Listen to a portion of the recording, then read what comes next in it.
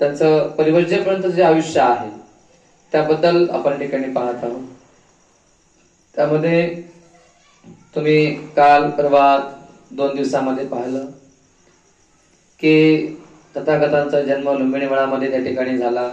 महामाया देवधनगराला जात होती, त्या लुंबिनी वनामध्ये ती उतरली आणि त्या ठिकाणी अत्यंत मनोरम असं ते लुंबिनी वन होतं, ज्या वनामध्ये शाल वृक्षाखाली ती गेली।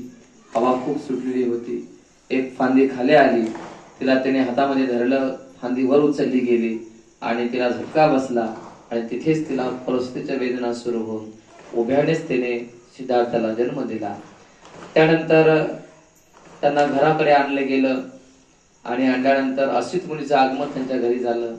असित मुनीने कशा प्रकारे संवाद साधला, असित मुनी ठिकाणी आले, त्या बाळाला पाहिलं, त्याच्या शुभ लक्षणाला पाहिलं, शुभ चिन्हाला त्या ठिकाणी पाहिलं, त्याला वंदन केलं, त्याला प्रदक्षिणा घातली आणि असित मुनी रडायला लागला। कारण विचारला असता त्या ठिकाणी केवळ यासाठी रडतो आहे की हा बाळ पुढे चालून महान व्यक्तिमत्व होणार आहे। जर तो संसारामध्ये राहिला तर चक्रवर्ती सम्राट होणार आहे आणि जर त्याने ग्रहत्याग केला तर तो सम्यक समृद्ध होणार आहे। असं अशा प्रकारचं स्वप्न त्या ठिकाणी जे त्यांना पडलं त्याचा अर्थ त्या ठिकाणी सांगितला गेलेला आहे आणि अशी भविष्यवाणी केल्यामुळे त्या ठिकाणी तो रडतो आहे आणि पुन्हा ते वंदन करून त्या ठिकाणी जात आहेत।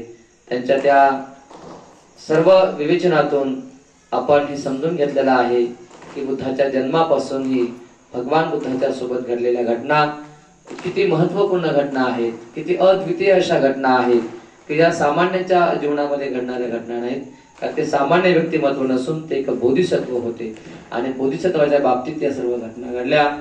पुढे गेल्यानंतर ज्याचा जन्म झाला, जन्मानंतर भगवान बुद्धांच्या बालपणाबद्दल आपण पाहिलं की बालपणामध्ये तथागत भगवान बुद्ध त्याचा स्वभाव कसा होता, ते कशा प्रकारे राहायचे, ते कशा प्रकारे जगायचे, ते कशा प्रकारे कृती करायचे, ते शिकायला जात नव्हते।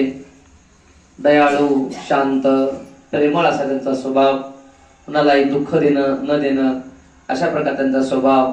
आणि मग त्या स्वभावातून जेव्हा हंस पक्ष तुम्ही ऐकलेला आहे की हंसाला त्याच्या भाऊ देवदत्ताने त्या ठिकाणी बाण मारलेला आहे, तो सिद्धार्थाकडे येऊन पडलेला आहे, सिद्धार्थाने त्याला वाचवलेला आहे, त्याने त्याला मागितलं आहे पण हा म्हणतो नाही देणार।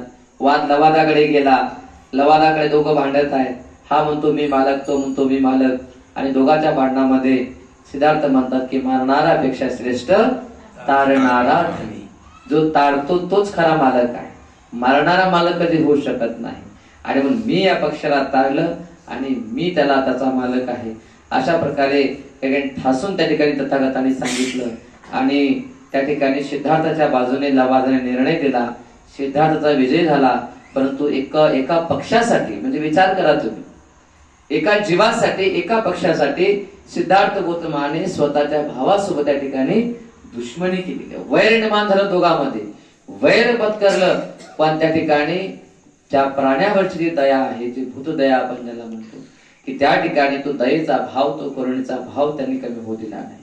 भगवान बुद्धासारखी करुणा आज जगामध्ये कुणाकडे नाही आहे आणि म्हणून तथागत भगवान बुद्धाला आपण महाकारुणिक असं म्हणतो की करुणेचे ते अनंत सागर, करुणावान ते होते, करुणेचा सागर आहेत आणि म्हणून आपण भगवान बुद्धाचा जो स्वभाव आहे तो प्रेमळ, शांत, संयमी आणि सगळ्यात महत्वाचं म्हणजे दयाळू, लोकांवर उदाऱ्याची भावना, पशु पक्षी प्राणी असेल सर्वांवरती प्रेम करणे त्यांची भावना होती आणि अशा प्रकारे त्यांच्या स्वभावातून ते पुढे गेलेले आहेत।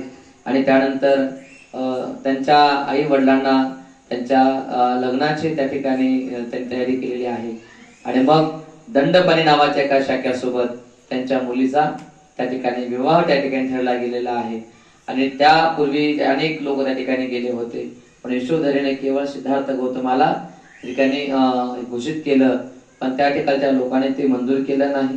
त्या ठिकाणी त्यांनी एक स्पर्धा घेण्याचं ठरवलं, त्या स्पर्धेमध्ये सुद्धा सिद्धार्थाने बाजी मारली आणि सिद्धार्थासोबत यशोधरेचा विवाह झालेला आहे आणि ह्या विवाहाला दंडपाण्याचा खूप विरोध होता, कारण सिद्धार्थ आणि हे यशोधरा हे दोघे जण म्हणजे क्षत्रिय, क्षत्रिय म्हटलं की शस्त्र, युद्ध, मारामारी, ह्या भांडणं सगळ्या गोष्टी आल्या, परंतु सिद्धार्थाचा स्वभाव मात्र हा प्रेमळ, दयाळू, संतांच्या सानिध्यात राहण्याची आवड, एकांतात राहण्याची आवड, ध्यान करण्याची आवड, अशा प्रकारचा स्वभाव असल्यामुळे त्याच्या वडिलांचा त्या यशोधरीचा विवाहाला निवडीला विरोध होता.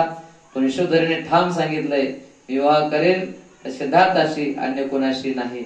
आणि शेवटी त्यांना नमावं लागलं. पण पुन्हा धनुर्विद्येचं त्या ठिकाणी हे घेतलेलं आहे स्पर्धा, त्या स्पर्धेमध्ये त्यांनी बाजी मारलेली आहे. आणि अशामध्ये त्या दोघांचा विवाह त्या ठिकाणी झालेला आहे. पुढे चालून त्यांना राहुल नावाचा एक पुत्र सुद्धा सिद्धार्थ गौतमाला आणि यशोधरेच्या पोटी जन्माला आलेला आहे. आणि त्यानंतर मात्र आता आपल्या पुत्राला संसारामध्ये रमवायचं, त्याला संसार सोडून तो नाही गेला पाहिजे. कारण भविष्यवाणी नेहमी छळायची,